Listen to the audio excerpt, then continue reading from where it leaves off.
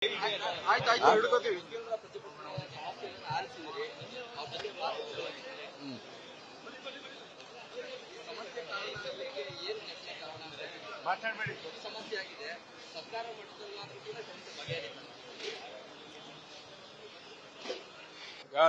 ಸರ್ಕಾರದಲ್ಲಿ ಯಾರಾದರೂ ಜನಸಾಮಾನ್ಯರ ಅಭಿಪ್ರಾಯಕ್ಕೆ ವಿರುದ್ಧವಾಗಿ ಸೋಷಿಯಲ್ ಮೀಡಿಯಾದಲ್ಲಿ ಫೇಕ್ ನ್ಯೂಸ್ಗಳನ್ನು ಪ್ರಚಾರ ಮಾಡಿದ್ರೆ ಅದರ ಬಗ್ಗೆ ಕ್ರಮ ತಗೋಬೇಕು ಅಂತ ರಾಜ್ಯ ಸರ್ಕಾರನೇ ಈಗ ಕಟ್ಟುನಿಟ್ಟಿನ ಆದೇಶ ಮಾಡಿದೆ. ಮತ್ತು ಹಲವಾರು ಸಂದರ್ಭಗಳಲ್ಲಿ ಅಂತ ವಿಚಾರಗಳಲ್ಲೂ ಕೂಡ ಅವರು ಆಕ್ಷನ್ ತಗೊಂಡಿದ್ದಾರೆ. ಆದರೆ ರಾಮನಗರದಲ್ಲೂ ಕೂಡ ಒಬ್ಬ ವ್ಯಕ್ತಿ ಏನು ಜ್ಞಾನವಾಪಿ ಮಸೀದಿಯ ತೀರ್ಪಿನ ಒಂದು ಜಿಲ್ಲಾ ನ್ಯಾಯಾಧೀಶರ ತೀರ್ಪಿನ ಹಿನ್ನೆಲೆಯಲ್ಲಿ ಅವತ್ತು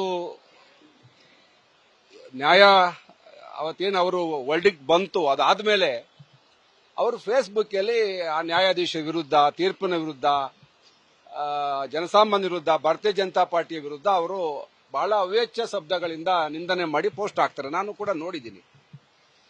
ಅದಾದ್ಮೇಲೆ ಸ್ಥಳೀಯ ಕೆಲವರು ಮುಖಂಡರುಗಳು ಮತ್ತೆ ವಕೀಲರುಗಳು ಸೇರ್ಕೊಂಡು ಇವರು ವಕೀಲರ ವೃತ್ತಿ ಮಾಡ್ತಾ ಇದ್ದಾರೆ, ವಕೀಲರ ವೃತ್ತಿ ಗೌರವಕ್ಕೆ ಧಕ್ಕೆ ತರ್ತಕ್ಕಂಥ ಕೆಲಸ ಮಾಡಿದ್ದಾರೆ. ಇವರು ಹಾಕಿರ್ತಕ್ಕಂಥ ಪೋಸ್ಟ್ ಏನಿದೆ ಇದು ಜನಸಾಮಾನ್ಯರು ತಲೆ ತಗ್ಗಿಸುವಂತಹದ್ದು. ಇವ್ರ ಮೇಲೆ ಕ್ರಮ ತಗೊಳ್ಳಿ, ಇವರನ್ನ ನಿಮ್ಮ ವಕೀಲರ ಸಂಘದ ಸದಸ್ಯತ್ವದಿಂದ ಇವ್ರನ್ನ ವಜಾ ಮಾಡಿ ಅಂತ ಕೇಳ್ತಾರೆ. ಅದು ಇಲ್ಲೇನು ಕ್ರಮ ಆಗಿರಲಿಲ್ಲ. ಒಂದು ಮೀಟಿಂಗ್ ಆಗ್ತದೆ, ಮೀಟಿಂಗ್ ಆಗಿ ಒಂದು ತೀರ್ಮಾನ ಮಾಡ್ತಾರೆ.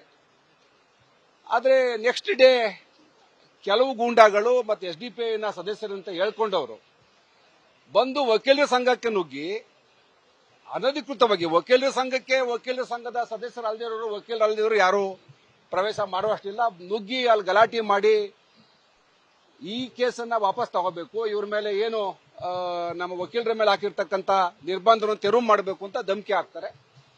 ಅದೆಲ್ಲ ರೆಕಾರ್ಡ್ ಆಗ್ತದೆ. ಅದಕ್ಕೆ ವಿಡಿಯೋ ಫುಟೇಜ್ ಇದೆ ಅಂತ ಹೇಳ್ತಾರೆ. ಸಂಬಂಧಪಟ್ಟಂತೆ ಎಲ್ಲ ವಿಚಾರ ಇರ್ತದೆ. ಆದ್ರೆ ಇಲ್ಲೇನಂತ ಅಂದ್ರೆ ಎಲ್ಲ ಒಂದೇ ಕೋಮು ಸೇರಿದಂತವ್ರು ಅನ್ನೋದು ನಮ್ಮ ವಕೀಲರ ವಾದ.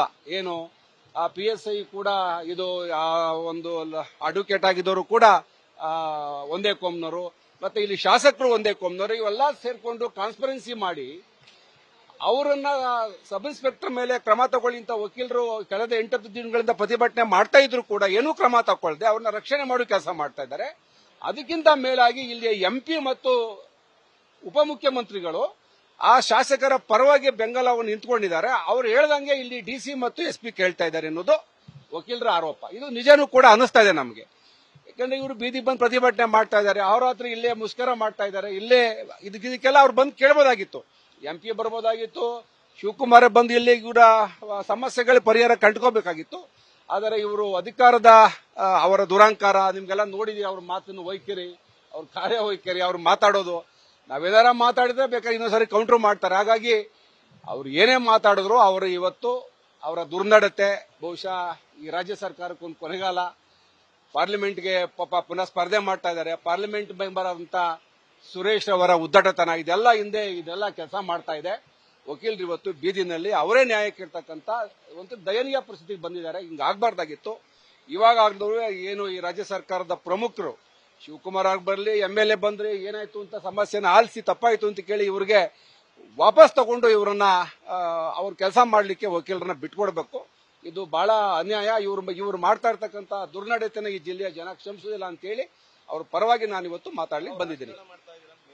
ನಾನೇನ್ ರಾಜಕಾರಣ ಮಾಡ್ತಿಲ್ಲ. ರಾಜಕಾರಣ ಮಾಡುವಂಗಿದ್ರೆ ನಾವು 8 ದಿವಸ ಕಾದು ಆಮೇಲೆ ಬಂದಿದ್ದೀವಿ. ವಕೀಲರ ಕೂಗು ಇವತ್ತು ಇಡೀ ರಾಜ್ಯದ ಎಲ್ಲಾ ಕಡೆ ಇವತ್ತು ನೀವೇ ಮಾಧ್ಯಮದಲ್ಲಿ ಪ್ರಚಾರ ಮಾಡ್ತಾ ಇದ್ದೀರಾ. ಇದೆಲ್ಲ ಕೇಳ್ಕೊಂಡು ನಾವು ಬರದೇ ಹೋದ್ರೆ ನಮ್ದು ಕರ್ತವ್ಯ ಲೋಪ ಆಗುತ್ತೆ ಅಂತ ಹೇಳಿ ನಾನು ಬಂದಿದ್ದೀನಿ. ಇಲ್ಲಿ ಯಾವ್ದು ರಾಜಕಾರಣ ಇಲ್ಲ. 16 ದಿವಸ ಆಯ್ತು. ವಕೀಲರ ನಿಜವಾದಂತ ಹೋರಾಟ, ಇದಕ್ಕೆ ಸ್ಪಂದಿಸಬೇಕಾಗಿತ್ತು. ಬಹುಶಃ ನನಗ್ ಗೊತ್ತಿದೆ ಇದೊಂಥರ ರಾಮನಗರ ಇತಿಹಾಸದಲ್ಲಿ ಮೊದಲು ನಾವು ಯಾವಾಗಲೂ ರಿಪಬ್ಲಿಕ್ ಆಫ್ ಕನಕಪುರ ಅಂತ ಹೇಳ್ತಿದ್ವಲ್ಲ, ಅದು ಮುಂದುವರಿದ ಭಾಗ ಈ ಆಡಳಿತ ವೈಖರಿ ಅಂತ ಅನ್ಸುತ್ತೆ ನನಗೆ. ನಿಂತ್ಕೋತೀವಿ ವಕೀಲರು ಇಲ್ಲೇ ಮಲ್ಕೋಬೇಕು, ನಾವು ಇಲ್ಲೇ ಚಾಪೆ ಹಾಕೊಂಡು ಮಲ್ಕ್ತೀವಿ, ಇಲ್ಲೇ ಇರ್ತೀವಿ, ಇವ್ರ ಜೊತೆ ಇರ್ತೀವಿ, ನಮ್ದೇನಿಲ್ಲ. ಈಗ ಜಿಲ್ಲೆ 100ಕ್ಕೆ 100 ಭಾಗ ನೋಡ್ರಿ. ಜಿಲ್ಲೆ ಅಧಿಕಾರಿಗಳು ಇವತ್ತು ಶಿವಕುಮಾರ್ ಅವರ ಧಮ್ಕಿಗೆ, ಅವ್ರ ತಮ್ಮನ ಧಮ್ಕಿಗೆ ಬೆಂಡಾಗಿ ಹೋಗಿದ್ದಾರೆ. ಪಾಪ ಅವ್ರಿಗೂ ಅಧಿಕಾರ, ಅವ್ರಿಗೇನಾಗಿದೆ ಇದೊಂಥರ ಅನಿವಾರ್ಯ. ಈ ಜಿಲ್ಲೆಗೆ ಬರ್ಲಿಕ್ಕೆ ಅಧಿಕಾರಿಗಳು ಭಯ ಪಡ್ತಾರೆ. ಯಾರುವೆ ಇರೋ ತನಕ ಸುಮ್ಮನಿರ್ಬೇಕಲ್ಲ ಅಂತ ಹೇಳಿ ಅವ್ರು ಹೇಳ್ದಂಗೆ ಕೇಳ್ತಾರೆ. ಈಗ DC ಆಗ್ಬೋದು, SP ಆಗ್ಬೋದು, ಇವ್ರಿಗೇನೋ ನ್ಯಾಯಯುತವಾಗಿ ಕೆಲಸ ಮಾಡ್ತಕ್ಕಂಥ ನೈತಿಕತೆ ಕಳ್ಕೊಂಡ್ಬಿಟ್ಟಿದ್ದಾರೆ. 100ಕ್ಕೆ 100 ಭಾಗ, ಅದ್ರಲ್ಲೇನು ಡೌಟೇ ಇಲ್ಲ ರೀ. ಅದಕ್ಕೆಲ್ಲ ಗೊತ್ತಿರ್ತಕ್ಕಂಥದ್ದೇ. ಇದು ಅಲ್ಲ ರೀ, 10 ದಿವಸ ಆದ್ರೂ ಒಂದು ಸಣ್ಣ ಸಮಸ್ಯೆ ಬಗೆಹರಿಲ್ಲ ಅಂತ ಅಂದ್ರೆ ಇದೇನಿದು? ಅವ್ರು ಹೇಳ್ದಂಗೆ ಇವ್ರು ಕೇಳ್ತಾ ಇದ್ದಾರೆ ಅಷ್ಟೇ. SP ಮನ್ಸು ಮಾಡಿದ್ರೆ ಅರ್ಧ ಗಂಟೆಲಿ ಬಗೆಹರಿಸ್ಬೋದಲ್ಲ ಇದನ್ನ. DC ಮನ್ಸು ಮಾಡಿದ್ರೆ ಬಂದು ಹೇಳ್ಬೋದಲ್ಲ ಈಗ ಮಾಡ್ತೀವಿ ಅಂತ ಹೇಳಿ. ಇಬ್ರು ಒಂಥರ ಮೂಕ ಪ್ರೇಕ್ಷಕರ ಹೋಗಿದ್ದಾರೆ. ಜಿಲ್ಲಾಡಳಿತ ಸಂಪೂರ್ಣ ಕುಸಿದೋಗಿದೆ. ಬಹುಶಃ ಇದು ಜಿಲ್ಲೆ ಒಂದು ದಿನ ಅವನತಿಗೆ ಹೋಗ್ತಾ ಇದೆ. ಸರ್, ವಕೀಲರ ಪರಿಷತ್ನ ಅಧ್ಯಕ್ಷರು ಕಳೆದ ದಿನ ಒಂದು ಪ್ರಸ್ತಾಪ ಮಾಡಿದ್ರು. ಸಿದ್ದರಾಮಯ್ಯನವರು ಈ ಪ್ರಕರಣಕ್ಕೆ ಸಂಬಂಧಪಟ್ಟಂತೆ ನಿರ್ಧಾರ ತಗೊಳ್ಳಿಕ್ಕೆ ರೆಡಿ ಇದ್ದಾರೆ, ಆದರೆ DCM ಕ್ಷೇತ್ರ ಅಂತ ಹೇಳಿ ಅವರು ಕೂಡ ಹಿಂದೇಟಾಗ್ತಾ ಇದ್ದಾರೆ. ನಾನು ಹೇಳ್ದಲ್ಲ, ಈಗ ಅಸೆಂಬ್ಲಿನಲ್ಲಿ ಕೌನ್ಸಿಲ್ ಅಲ್ಲಿ ಇದು ಇವಾಗಲೇ ಚರ್ಚೆ ಆಗ್ತಾ ಇದೆ. 0 hours ಅಲ್ಲಿ ಇದು ಚರ್ಚೆ ಆಗ್ತದೆ. ಮಾನ್ಯ ಮುಖ್ಯಮಂತ್ರಿಗಳೇ ಇದಕ್ಕೆ ಇಂಟರ್ಫಿಯರ್ ಆಗ್ಬೇಕು. ಅವರೊಬ್ಬ ವಕೀಲರಾಗಿದ್ದವರು, ಮಾನ್ಯ ಮುಖ್ಯಮಂತ್ರಿಗಳು ವಕೀಲರ ವೃತ್ತಿಯನ್ನು ಮಾಡದಂತವರು ವಕೀಲರನ್ನು ಬೀದಿ ಬಿಟ್ಬಿಟ್ಟು ಮುಖ್ಯಮಂತ್ರಿ ಕುರ್ಚಿಯಲ್ಲಿ ಕೂತ್ಕೋದು ಯಾವ ನ್ಯಾಯ? DK ಶಿವಕುಮಾರ್ಗೆ ತಿಳುವಳಿಕೆ ಹೇಳಿ, ಬುದ್ಧಿ ಹೇಳಿ ಅವರು ತೀರ್ಮಾನ ತಗೋಬೇಕು. ಮುಖ್ಯಮಂತ್ರಿಗಳು ಮಧ್ಯಪ್ರವೇಶ ಮಾಡಬೇಕು.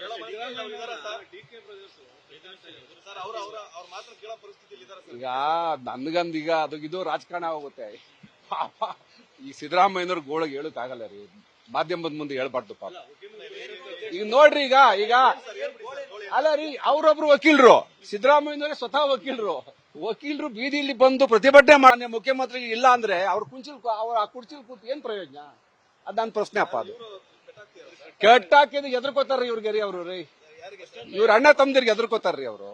ಇವ್ರು ಎಲ್ಲ ಎದ್ರಕೋತಾ ಇದಾರಲ್ರಿ. ನಿಜ ಯಾಕೆ ಎದ್ರಕೋತಾ ಇದಾರೆ? ಅವ್ರಿಗೆ ಕುರ್ಚಿ ಭಯನೋ ಏನೋ, ಒಟ್ಟಲ್ಲಿ ಇವ್ರಂಗೆ ಎದುರಿಸ್ತಾರಪ್ಪ. ಯಾಕೆ ಎದ್ರಕೋತಾರೆ ಅಂದ್ರೆ ಎದ್ರದೇ ಹೇಳಿದ್ರು ನಾನು ಹಬ್ಬ ಇರ್ಬೇಕಷ್ಟೇ. ನಮಸ್ಕಾರ, ಥ್ಯಾಂಕ್ ಯು. ನ್ಯೂಸ್ ಫಸ್ಟ್, ನಿರ್ಭೀತಿಯಿಂದ ನಿಮ್ಮ ಪರವಾಗಿ.